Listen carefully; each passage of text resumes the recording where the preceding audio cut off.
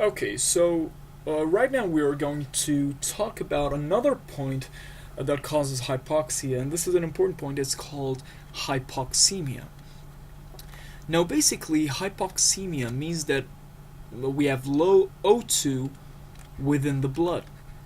Okay, and clinically speaking, now hypoxemia basically is considered to be a PaO2 of less than 60 millimeters of mercury, or a saturation of O2 and SaO2 of less than 90%.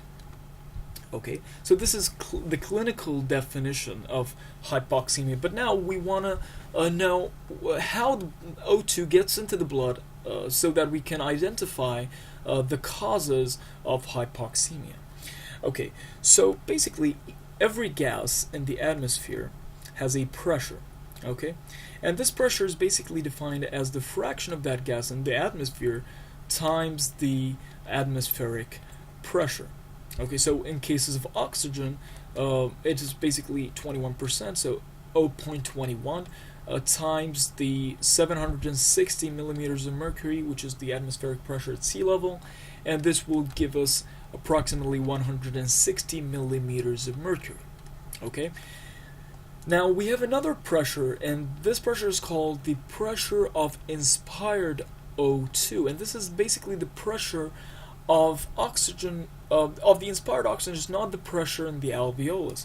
And this is basically measured the same way as also the fraction of the gas and times the atmospheric pressure, however, minus 47, and this is the pressure of H2O and inspired air. And so this will give us approximately about 150 millimeters of mercury. Okay, so the pressure within the alveolus, the P big AO2, is basically going to be 150 minus approximately 50, which is the pressure of CO2, and this would give us approximately 100 millimeters of mercury. Okay, so we get the P big AO2. Now let us draw an alveolus so that we can understand. Let us draw this. This is an alveolus, and this is going to be a blood vessel. Okay, so this is a blood vessel. Okay, so a couple of important things to understand is that we have P big AO2, as we said, is about 100 millimeters of mercury, and P big ACO2 is about 40 millimeters of mercury. Now, the gases, the blood gases that come from the venous side, is going to be PO2, 40 millimeters of mercury, and PCO2 is about 47. Now, basically, because of this pressure difference, so the oxygen diffuses and gets into the blood. Okay, and first it is going to be dissolved within the plasma. Okay, now, of course, we know that there is hemoglobin coming from here, and this hemoglobin is not fully saturated.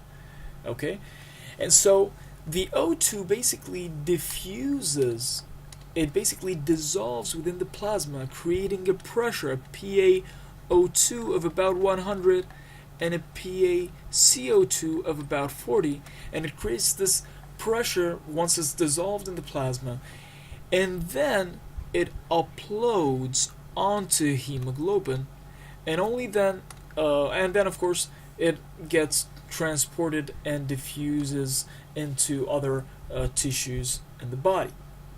Okay, now consider the hemoglobin to be as a consider all of this to be an army, and the hemoglobin is the car carrying the soldiers.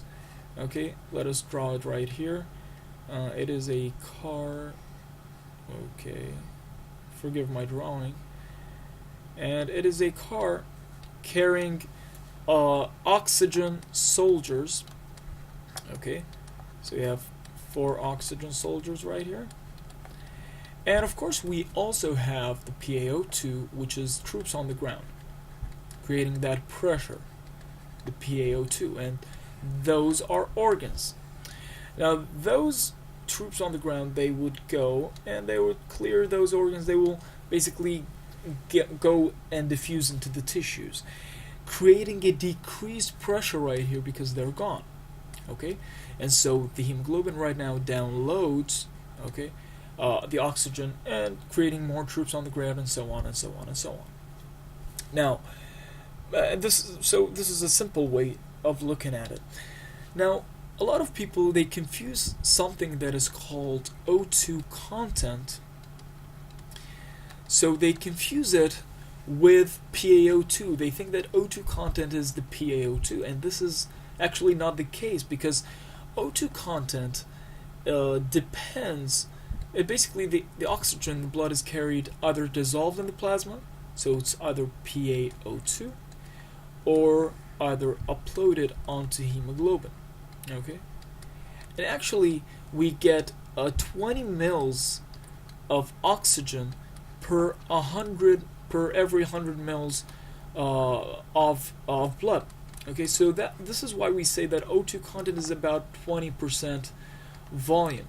Okay, so it's basically the dissolved oxygen makes only about 0.3%, and 19.7% of oxygen is uploaded onto hemoglobin. Okay, so let's look at the causes that basically makes the O2 content decrease. Now, let's look at the PaO2 first. Now, we said that the PaO2 depends on either the fraction of the gas within the air or on the atmospheric pressure. So let's suppose that I'm sitting in a room where it has less than 21% of oxygen. So, of course, the fraction decreases, the PaO2 decreases, the O2 content decreases, and I have hypoxemia.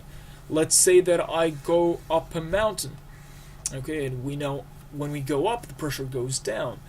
And so, basically, we would get low atmospheric pressure, low PaO2, and hypoxemia, low O2 content.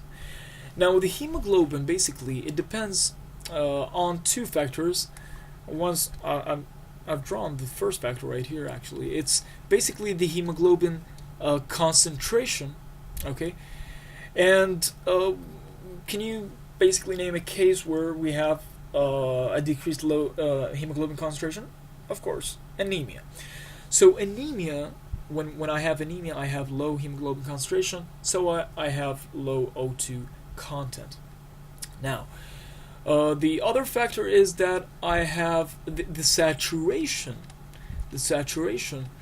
of hemoglobin, and basically the affinity of the hemoglobin to oxygen or to whatever gas it is saturated with. And we will talk about carbon monoxide poisoning because it is a very important case in hypoxemia in another video. Now, another thing is that I have an equation that tells me back into the let's go back into the alveolus and the blood vessel. When it diffuses, the gas depends. The diffusion of the gas depends on the pressure gradient, okay, and it also depends on the area, okay, of the area that the gas is able to diffuse in, and the solubility of that gas. And of course it is inversely proportional with the thickness, and this is an important thing, with the thickness and the molecular weight, of course. Now, the thing that I want to consider is the thickness, because in some cases when I have fibrosis within the lung, such as interstitial pulmonary fibrosis, I will get an increased thickness, and then I would get a decreased diffusion. And so, in interstitial pulmonary fibrosis, I would expect my O2 content to go down, and I would expect the patient to have hypoxemia. Okay. Of course, another case is VQ mismatch, and I will dedicate an entire video to the VQ mismatches.